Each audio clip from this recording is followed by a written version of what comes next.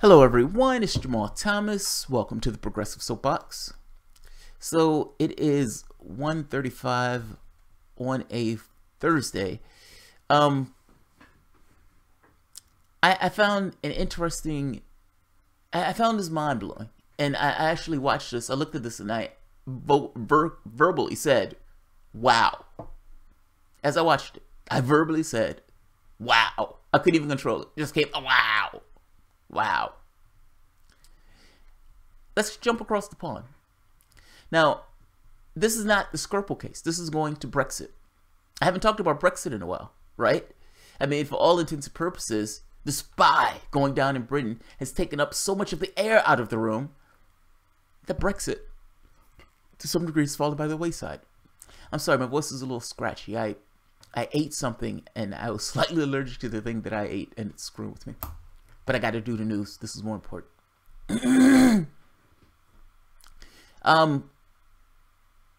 Brexit. What does Brexit mean? Brexit means Brexit. Despite the spy stuff going on, the European Union has continued with Brexit.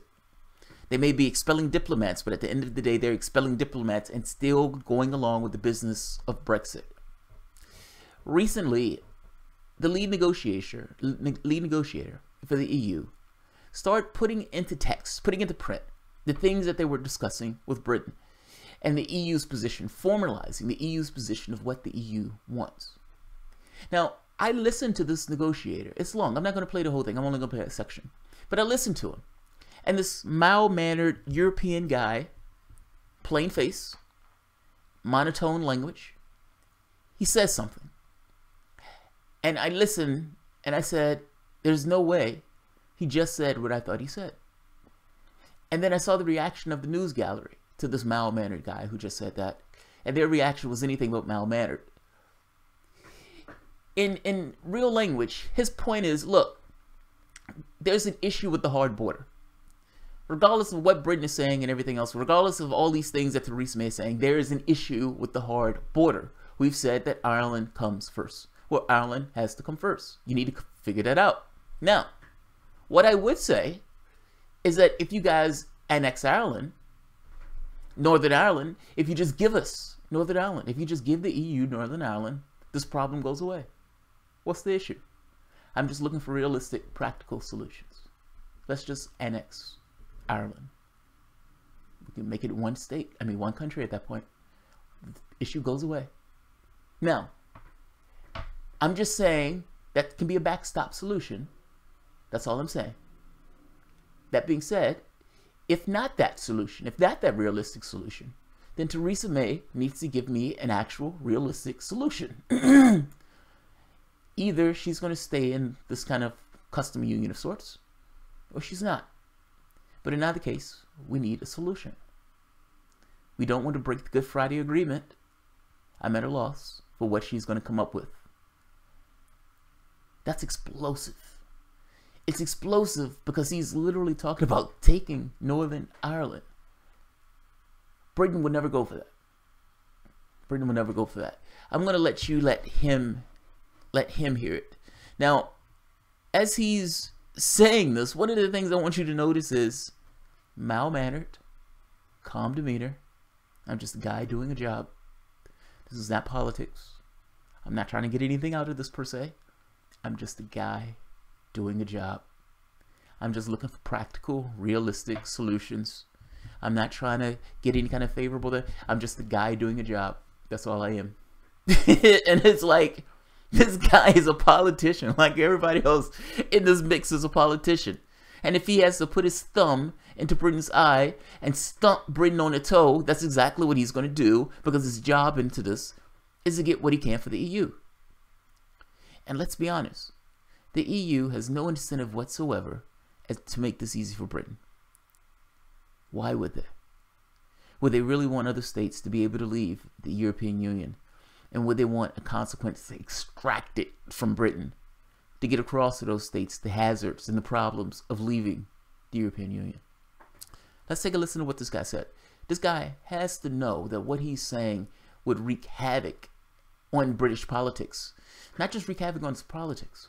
Theresa May, She's propped up by the DUP. The DUP is the Irish Party. The Irish Party would never go for this.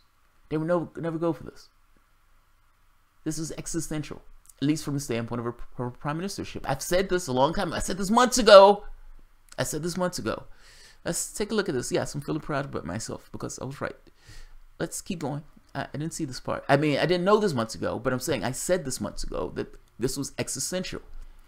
If this is an issue with Ireland and she's propped up by an Irish party, the decision that she makes may affect whether or not she can retain her prime ministership. If they pull support, she collapses. Take a listen to this. I was blown away with how mal-mannered he said this. And I know that sounds weird. It's like, what do I expect him to do? Jump up, hoop and holler, and run around and do? I guess not. It's the European demeanor and the way he's just going about giving a speech as if he's saying nothing. When you're saying some of the most explosive language that I've heard in a very long time from the standpoint of international politics. Let's take a listen to this gentleman, Michael Barnier. Withdrawal from the UK from the European Union. Thank you for your attention. I'll be very happy to answer any further questions. I can see already a lot of hands raised. Maybe we can begin with Bruno, then James, and after that we've got Katia, and then I'll take the others afterwards. So if you could just be patient. Bruno. I'm interested, as I'm sure a lot of us are, in the protocol on Ireland, Northern Ireland, the backstop. What I don't understand is a conceptual difficulty I have, is that protocol effectively changes the territorial status of the United Kingdom if it was to be enacted or to enter into force. And it's pretty clear for the British government, and probably for any other government, that changing territorial status in that way would be unacceptable, would be a red line. So how would that backstop protocol ever enter into force? If the withdrawal talks fall, if they fail over this issue, then that backstop protocol is just a worthless piece of paper. You can't make it happen by fiat. So what's the point of having a backstop protocol that isn't going to happen because it would change Britain's territorial order?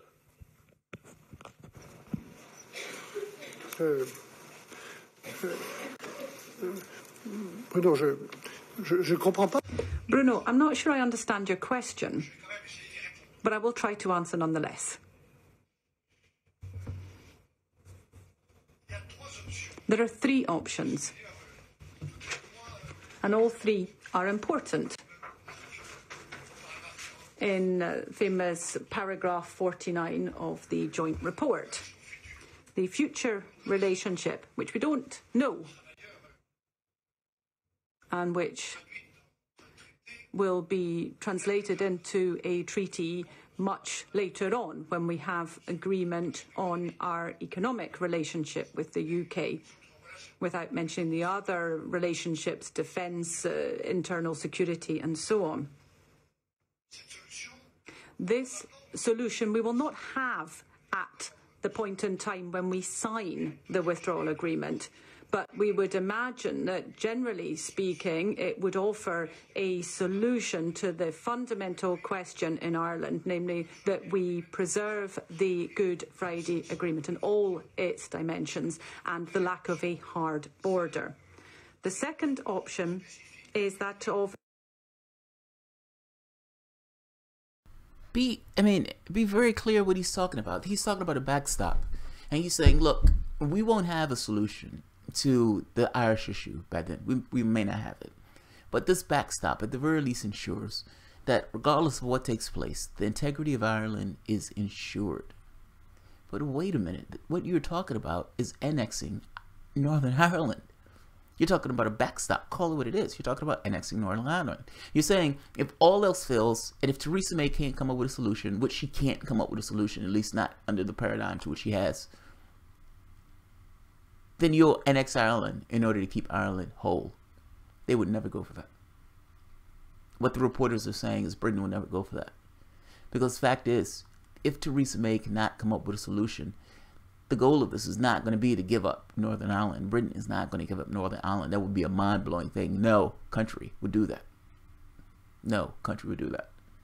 Now, if the EU is trying to be squirrely and sneak this in from behind, assuming for the moment that Britain cannot come up with a solution and that they can annex Northern Ireland, I don't know. Certainly, I would imagine they know that Britain would not go for that, which is the point that the reporter is asking. Why on earth are you putting this in here if you know that they're never going to go for this? Why are you doing it? His response to this is, look, I'm just trying to come up with a solution. This to me is just a realistic solution. If Theresa May says she has a solution, then fair enough. She might not have hammered out all the details and nails by then, but fair enough. We'll take her at her word on it. We'll just keep this here in as an insurance policy just in case. Annexation. Annexation. Call it a backstop. It's annexation of Northern Ireland. Let's keep going. Specific solutions which the UK has said it would come forward with. Now, on both those options, which I'm prepared to discuss as of now, as soon as the UK has provided the elements to us, we are waiting, and I hope that at the next meeting we'll make headway on that. But our responsibility vis-à-vis all the citizens concerned in Northern Ireland, in Ireland, with the maintaining of the Good Friday Agreement with businesses, at the time of the signing of the withdrawal agreement, we need to have an operational solution. And I'm sure you can imagine, I have been keeping a very close personal eye on this. I am listening a lot. I have a lot of respect for this. And our responsibility, my responsibility as chief negotiator, is to ensure that we have a proposal for a withdrawal agreement that is functional and operational. And therefore, on that option, which is one of the three, we, on the EU side, we have the possibility of proposing solutions. And I have done this in a pragmatic, practical fashion, legal fashion, with our full team and all the in-house competence, skills that we have. I love this guy. Something about this guy I love. I'm not sure what it is. Maybe it's the way he's talking and he's saying this. And I guess I look at it as, I know what it is. I think in my head, he's smiling inside as he's saying this. I think that's what it is. Like, I have this feeling that he's like, look, I just went along for a pragmatic solution. I wasn't trying to find favor or anything else. I just sat down, nose to the grindstone, and I worked with my team of competent professionals. We weren't trying to get anything out of this. We were just looking for solutions. It's just so happened that the solution is taking the territory of Northern Ireland from Britain. That's all. It's just, and let's not even call it taking. Let's call it backstop. Let's call it a backstop. I love this guy. I have this feeling that inside he's grinning as he's saying this to this group of people, because he knows that this is more to do than just head to the grindstone. I'm just a working guy. That's all I'm doing. He knows on the inside the truth of this. Yes, we're trying to annex Northern Ireland from you. How dare you leave us, Britain, you bastards. Yes, we're trying to take Northern Ireland from you. We're going to make this hurt. We're going to make it hurt. Like I said, I don't know what it is about him. In my head, I have this idea of what's going on inside of his head that is totally out of my ass. So me saying I like the guy, that doesn't really matter or anything. I'm just saying, I have this feeling that this guy... Look, I have to take into account that where I'm from, where I am, is not necessarily indicative of everywhere. Meaning, just because politics in the United States is done in a particular way, I can't necessarily assume that politics elsewhere is done to the same level of cynicism or with the same level of disregard for what the other public wants. Meaning, it's not purely zero-sum in the same way that politics here is often zero-sum. There are things that the United States agrees on, that people in, they agree on military policy. They agree on, for the most part, economic policy. They agree on the way the world is. There's only small differences. But in some of these things are zero-sum. Some of them, the ones where they disagree. Our politics have gotten so cutthroat that it doesn't necessarily matter what the public wants. It doesn't even necessarily matter what's best. It just matters scorched earth, win at any cost. Now, I can't necessarily assume that that's the same thing in Europe. But I would say, looking at what took place between Greece and the European Union, that it may not be far off. They were willing to shut down those people's banks so those people wouldn't have access to money till they come to heal. Why would they be any different to Britain? So, yeah, when I look at this, I think to myself, this guy is smiling inside as he's pretending just to be a practical, pragmatic realist trying to find a solution to a problem that he did not necessarily ask to be thrown into. Let's let him keep going. So once again, we are prepared to examine the other options as soon as they are proposed by the UK to us. But my personal opinion, as you've asked me on this backstop that we're proposing will not call into question the constitutional or institutional order of the UK. We will respect that. We're just simply saying that on the territory of the island with two countries, we need to find the capacity for certain subjects, for certain issues relating to the internal market or the customs union, which we need to ensure that the Good Friday Agreement can function. We need to ensure that there is regulatory consistency, alignment. I give you an example, maybe I could give you another, something that I'm fairly familiar with, namely animal health and protection against animal diseases. That's something that's very important for farmers and for consumers. Sure, you would agree. We're talking about a geographical area, an island.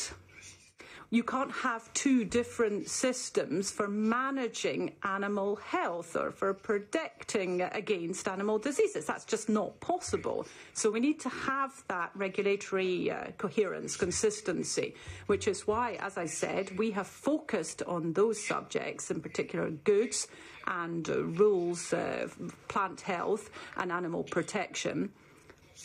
Those points which clearly affect the good functioning of the Good Friday Agreement. Again, he's focusing on specifics, intentionally staying away from the larger point. You are talking about annexing Northern Ireland. I understand goat health or whatever you're talking about. I understand animal health is vitally important to you. You wake up in the morning talking about goats and making sure they're healthy. I understand. You're an awesome humanitarian. You're sticking with details. You're sticking with specifics on why you're doing this. I understand. If you're talking about from a simplicity standpoint, taking everything else off the table, nothing else matters. We just want a simplistic solution that makes this work, where we can have this thing back and forth. Well, you could say one simplistic solution would be for Britain to stay in, but they voted to leave. So he would say, hey, what about just making it whole within the EU? Some people like to call that annexing. You don't have to use that term if you don't want to use that term. Let's make another name for it. It's like calling UFO UAPs. We don't have to use the term UFO. We could just call it unidentified aerial phenomena. How about that? Look, I don't doubt his logic. Don't misunderstand me. I don't doubt his logic at all. What he's saying, yes, it makes sense from the standpoint of the EU, because that would be the argument that the EU would make. Look, you guys haven't given us a solution for this. Hey, we'll give you a solution. It's just so happened that the solution works in our benefit because it allows us to take Northern Ireland. Not to mention it allows us to punish you. We're not going to say that. We're going to smile. We're going to be pleasant. But it does allow us to punish you. They're not going to go for this. They can't go for this. She could never go for this. She's incentivized not to go for this because she would lose her prime ministership if she ever came out and said yes to this. The EU has to know this. They're sticking a finger in her eye. But all the same, he can do that with this pleasant demeanor because what he's saying is technically correct. That's what I mean when I'm saying that he's smiling underneath. Because he can make this argument that is technically correct. But just because it's technically correct doesn't necessarily mean there's not a meta-narrative at work. Let's keep going. Let's let him keep going, because other people are going to have more questions. And I want you to see his reaction when he gets a little pissed off at the tenor of the questions, because the questions keep hitting him with, dude. He's like, dude, you know they're not going to do this. Nobody in their right mind would do this. Why are you proposing something that you know they're not going to do? Let's let him keep going. I'm being redundant. I'm sorry. This negotiation, ladies and gentlemen, let me just stress the point that my attitude is and will always be keep calm and be pragmatic. Okay, James is next, and then I take already note of two further hands. Yes, James, go ahead. James Chris from the Daily Telegraph. Mr. Barnier, you understand I'm over here, sir. You understand the political landscape in Northern Ireland and Britain, and you know that the DUP are firmly against the backstop unless there are no regulatory barriers or a border between Northern Ireland and mainland Britain. That appears impossible unless Britain stays in a customs union. Are you trying to force Mrs. May into saying she will stay in a customs union and saying as much on Friday in her speech? Or are you trying to create a border between Northern Ireland and the UK mainland? And aren't you risking toppling her government by meddling in the constitutional affairs of the UK in this manner? Thank you. Just intrude on this. It's Brexit. Like anything that just to be fair to the EU for the moment, anything that the EU would have done would have intruded on the internal politics of Britain. How do you get around that? The entire point of Brexit is to leave. You're dislocking yourself from the European Union. As you dislock yourself, if the European Union turns a little to the left, that's affecting Britain. If they turn a little to the right, they're affecting Britain. It doesn't matter what they do, they're affecting Britain. Now, mind you, this is somewhat of a big affecting of Britain. But I'm just kind of making the point that anything that European Union would have done would have affected Britain. Let's hear his answer, because I like his answer. His answer is, he gets annoyed. Bon, je connais l'ordre. I know the institutional or constitutional order of the UK, and we all have to respect that. And it is in respecting that order and without interfering in the mixing the internal discussions that are happening in the UK. We're trying in practical, pragmatic terms, in accordance with the law and on the basis of the technical tools we have, we're trying to find solutions. I have listened, I continue to listen, I'll keep repeating this. I am trying to take a calm and pragmatic approach to this subject like everybody else, but we have to have a text agreed with the UK government. And I'm just trying, on the basis of paragraph 49, which we have agreed with the UK government, I'm trying to use that as a basis to find solutions, which is what the Irish citizens want and the citizens of Northern Ireland too.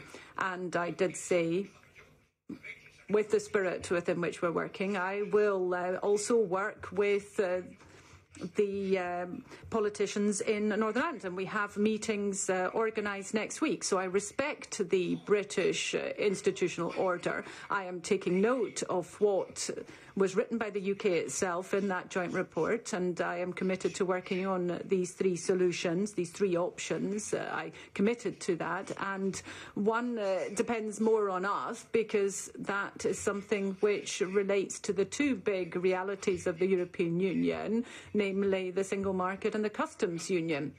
So we have these two European realities which we're responsible for. We have to be accountable there. We are trying to find practical, simple solutions in order to avoid a hard border in Northern Ireland. And we want to preserve the cooperation between the North and South. It's as simple as that.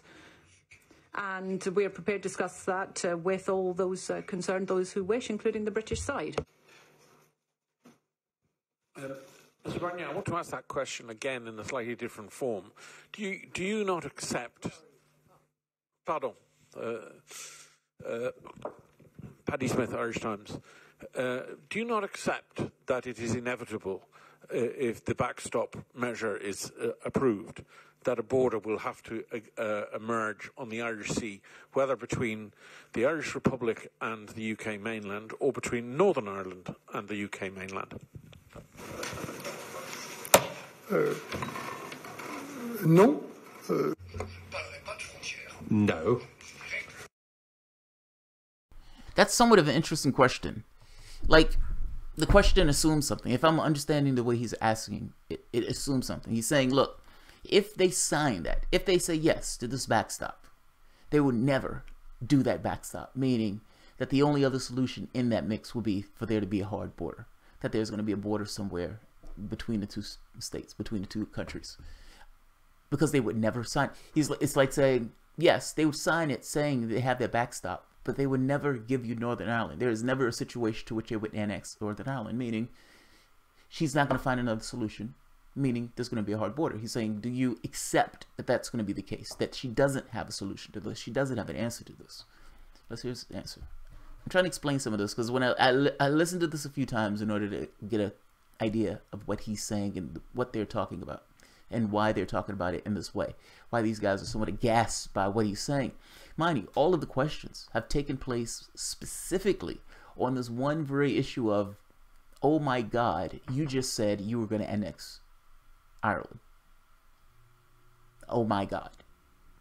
Oh my God. Let's keep going. I would not talk of a frontier with various modern technological means that we work with. And this could be part of the second option where we're awaiting proposals from the British side. If the backstop had to be used, and there's no certainty of that, I mean, we've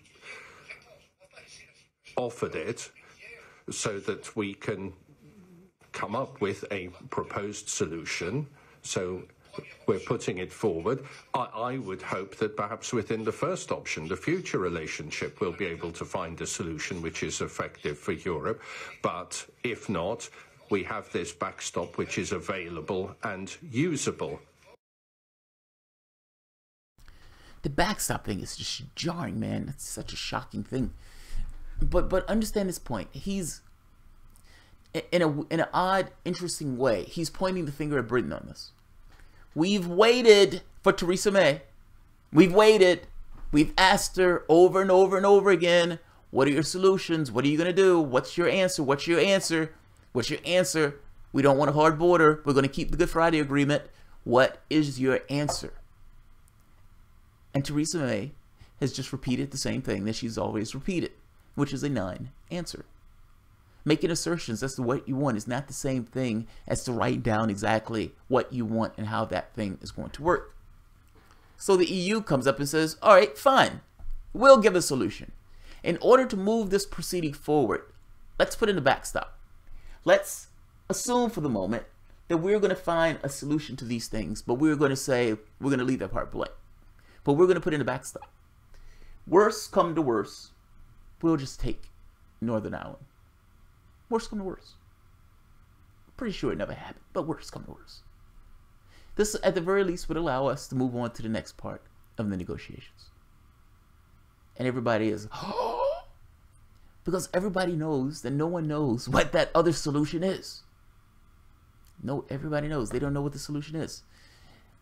Putting this up in this way is putting more pressure on Britain to come up with a solution. Whether or not the EU believes that Britain is going to sign this or not, it's pressure. We need you to come to the table and figure out what you're going to do. You're dicking around with the Russia thing. Come to the table and figure out what you're going to do. You have solutions. You have things that you need to attend to. Paging Theresa May. Paging Theresa May.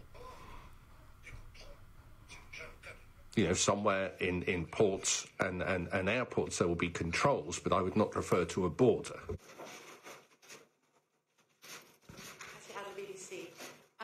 Mr. Barnier,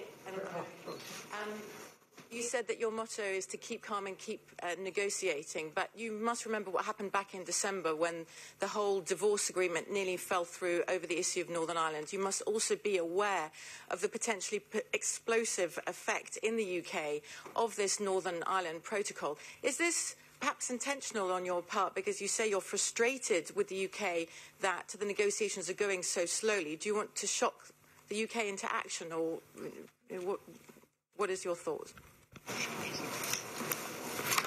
Non, mais je suis pas. I am familiar with the British political situation. I respect that political situation. We're not here to give lessons to anybody. We have complicated political situations in the 28 member states of the European Union. I'm not trying to provoke. I'm not trying to create any shockwaves. I want these negotiations to be a success. But it is my responsibility to recall that it is the UK which decided unilaterally to leave the EU on the basis of the outcome of a referendum. And the UK unilaterally, through a letter from Theresa May, initiated these negotiations in March. The UK established the date for leaving the Union 2 years after that letter. And we're 13 months off that date. 13 months. I'm not trying to provoke anybody here. And contrary to what I read, there's no arrogance here. I'm not being arrogant in any way. I have immense respect for the UK, for its history, its culture, for its leaders, for its citizens. And I've said since the very outset that I regret, personally, I regret this decision to leave the EU. But I have been given this task by President Juncker, by the 27 governments, by the Parliament. I have been asked to lead these negotiations and ensure their success. And I said on the very first day here in this very room that nobody should underestimate the human, social, legal, economic, financial consequences of these negotiations. We've got 43 years of integration and relations between the UK and the EU that have to be unravelled here. And we have to go through texts. This is a matter that has to be settled with texts. We've got more than 700 international agreements which the UK will be leaving on the 30th of March because they wanted that. They wanted that in leaving the EU, and which will have to then be renegotiated independently between the UK and all these third countries. We're at a point in time where we have to work on texts. We have to organise this orderly withdrawal with an international agreement between the UK and the European Union. We're not talking about speeches, fine words, or declarations. We're talking about a treaty, an international agreement, one that is legally valid, that's serious. And we're here, and I want to make this clear. I want you to understand this. We simply want to succeed, and that is why, together with my team, that's done a remarkable job, and I'd like to take this opportunity to thank them. The whole Commission has done a remarkable job in proposing this text. I think that this text, as I am presenting this 13 months from the effective departure of the UK from the European Union, this is an important element to guarantee the success of these negotiations.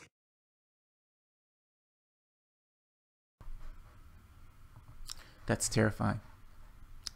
I'm sorry, that's terrifying. Look, I became concerned. Look, I've said before, I think Tony Blair needs to be in prison. I think Tony Blair should be in prison. I think George Bush should be in prison. Now, that being said, when Tony Blair was talking about Brexit, despite me thinking he should be in prison, I sat there and looked and said, fuck, he's right on some of this stuff. And it feels like, it seems like you are under they have you over a barrel. I mean, that's what it feels like. It feels like all the power in this particular negotiation is coming from one side. He's literally saying, I mean, I'm trying to get across the gravity of this. Look, in order to proceed with this, you need to put Northern Ireland on the table. That would allow us to proceed. What? What? Northern Ireland? You're trying to annex Northern Ireland? Yes, we are. Yes, we are. I'm not arrogant. I'm not arrogant. contrary to popular belief, I'm just trying to do a job. I'm just a guy trying to do a job. You asked to leave. You wanted to leave us, bastards. 36 years, 46 years, how many ever years. You wanted to leave us. So now you have to deal with the consequences. He's right. He's right. I'm not saying it's great. He is right. Just because he's right doesn't necessarily mean that they aren't trying to punish Britain for leaving. Both of those things can be true. Both of those things can be true. Listen to what Varoufakis said. Varoufakis was asked about Brexit and asked about the negotiation strategy of the EU and what Britain should do in this situation.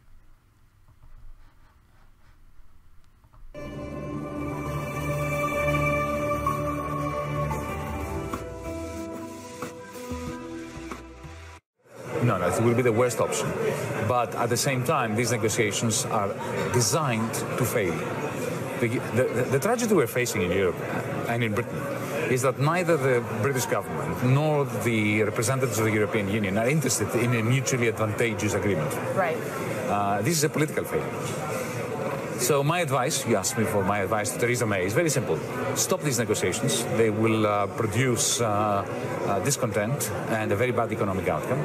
And simply file an application for a Norway-style agreement. But wouldn't it be better just to leave while it's good? No, not at all. Britain has been so integrated in the infrastructure of the European Union that what you call a clean break, I call a hard Brexit, is going to sever those links. Yes. And that will be detrimental to the vast majority of people in Britain. But the Norway-style agreement would allow them to respect Brexit. It will be outside of the European Union while maintaining a period of continuity, which is absolutely essential. Yes. Let's talk to somebody now who's had, well, a little bit of experience in negotiating with the EU. We'll get his take on this story. Yanis Varoufakis, former Greek finance minister and author of Adults in the Room, My Battle with Europe's Deep Establishment. Good morning. It's very nice to see you. Very good morning to you. Is that the easy bit for the UK, the money? You know, when the inevitable is portrayed as a breakthrough, you know there is a problem. Of course, Britain was always going to honour its commitments to the EU if it wants a free trade agreement that makes sense and which is mutually advantageous. But what I find absolutely astonishing is that London has accepted a structure of negotiations, the architecture of negotiations that was designed to lead to a disadvantageous outcome for Britain. So when the EU comes to London and says there will be two phases in the negotiation. Phase one, you give me everything I want. Phase two, then we discuss what you want. This is effectively a declaration that Britain is not going to get what it wants. And therefore, I cannot see the logic of increasing the offer to Brussels when there is not even a suggestion of an advantageous negotiation, of a process that could lead to the kind of deal that Britain needs, primarily a deal on services, because that is what really matters for this country. That's the British economy. Yes. So do you expect, therefore, there to be some delay in moving on to trade at this point in time, or do you think that we will now move on to that process? Do you think the EU hangs on as long as it can and just gives maybe another 3 months to the first phase of the process? Well, this is not entirely clear, but in the end it is not particularly relevant, because whether they do delay or not, the trade aspect of the negotiations, phase two, is going to begin in January or maybe February. By that time, the net present value of a deal for business in Britain and on the continent has diminished substantially. Business is going to start making contingency plans for a hard Brexit in January, February. Even if there is an acceptance in December at the summit, that we will move on to the next Absolutely. phase. Right. Because regardless of remember what Mr. Davies said? He said that nothing is agreed until everything is agreed. So the agreement on the exit bill, the divorce bill, is up in the air until there is an agreement on everything, which means there is no agreement on anything. Yes? I mean, these are the very words of the Minister for Brexit. So if you were a businessman, if a woman, would you not start making contingency plans? If you start making contingency plans in January or February, then you are incurring the costs of a hard Brexit, and then hard Brexit becomes a self-fulfilling prophecy. And don't forget the major incongruity, disconnect between that which is advantageous to business in Germany, in France, in Italy, and that which is advantageous to the bureaucracy and the politicians in Brussels, in Paris, and in Berlin. They are not the same thing. The greatest nightmare for Brussels is a mutually advantageous agreement.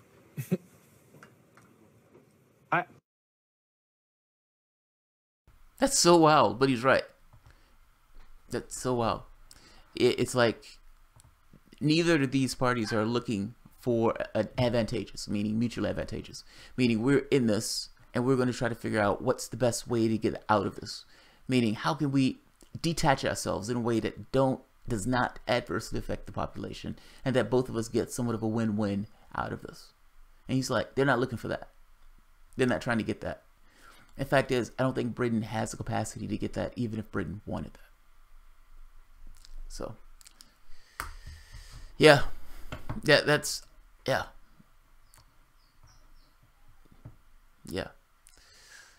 Ireland may actually choose to stay in the EU. England doesn't own Ireland.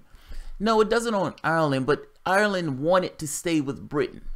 I mean, part of the thing is the DUP doesn't want to break up in this way. They want to break up. Like, this is somewhat of a problem. It's not so much that Britain is trying to force Ireland to stay with them in this way. That's not it. It's this kind of mutual want of staying together, with one, however, being in the European Union and the other one not. It's a problem. It's a problem. It's not one that I don't necessarily know how to solve. Jamal doesn't know shit. They're making this a big deal when it's not. Okay. How do you solve it, Rob? How do you solve it? The DUP are a horrible organization. They may be a horrible organization, but that's the only thing that's propping up the Theresa May government. I mean, that's... No, Ireland is in the EU. Yeah, I know. Northern Ireland is right. That's in the UK. I know. That's what I said. At least that's what I thought I said. Look, the point I'm making to you is Northern Ireland is in the UK. Ireland is in the EU. What he's saying, for all intents and purposes, is if you want to move forward with negotiations, let's have a backstop that you give us Northern Ireland so we can just merge Ireland together and we can continue with the continuity. There's no need to break up the Good Friday Agreement. This shocks the conscience of the Brits. Theresa May, in this case, in no way can do this. She would lose her prime ministership, as the DUP would dump her like a sack of potatoes the moment that she says yes to something like this. Yeah, it puts pressure on the UK. It puts pressure on the UK. So, we will see. This is a big deal. Pancho Chiric, yes, it is a big deal. I don't know what Rob is saying. This is a big deal. This is a big deal. The reason the Japanese cars never sold in the United States up until they made the rule that if 51% of the assembly happened in the United States, they were exempt from tariffs. And then they were huge. Joshua Renshaw, the surge in the 90s. Most of NI wanted to stay in the EU. Let's see. But Northern Ireland is different because the Unionists have the majority, so there's no way they would leave the Union for the EU. Oh, I see what you mean. Okay, not that I was getting it wrong, I see what you mean. Look, I don't know how she squares the circle. Honestly don't. Like, either she's made the decision to have a hard Brexit. Okay, fair enough. All right. But at the same token, she's also said when she's given her speeches that there are going to be certain things that she melds the policy with akin to the EU. Because she understands, the moment that they did this, I said, wait a minute. If you're going to get access to the single market, you're still going to have to follow their rules. How are you going to do that? And the way she squared that is, we're coming out, but if we want to be associated with the market in a particular service, we're going to have to follow the rules of the EU or deal with the consequences of not doing so, which means we may lose access to their market. For all intents and purposes, we're still going to have to follow the rules of the EU.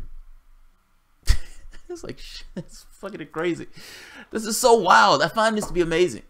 And then all of a sudden, a spy goes down in Britain. And everybody is talking about the spy. And people are not paying as much attention to this. This is the thing that's interesting. This is the thing that was interesting. Alrighty. I'm not going to keep this one long either, because I have one or two more that I want to do. Yeah, I find this to be fascinating. I love EU politics. And I've been following this more closely with everything going on with the spy and everything going on with Brexit. The Brexit thing is a major deal. It is an extreme deal. Like, you're talking about an integration between the UK and the EU going back for what, 40-something years or so, if not longer.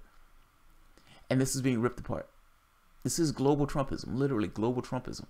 And Britain is going to have to deal with the consequences of, you could say, neoliberalism, and the way that that affects societies, and the way that those societies pull back from globalism.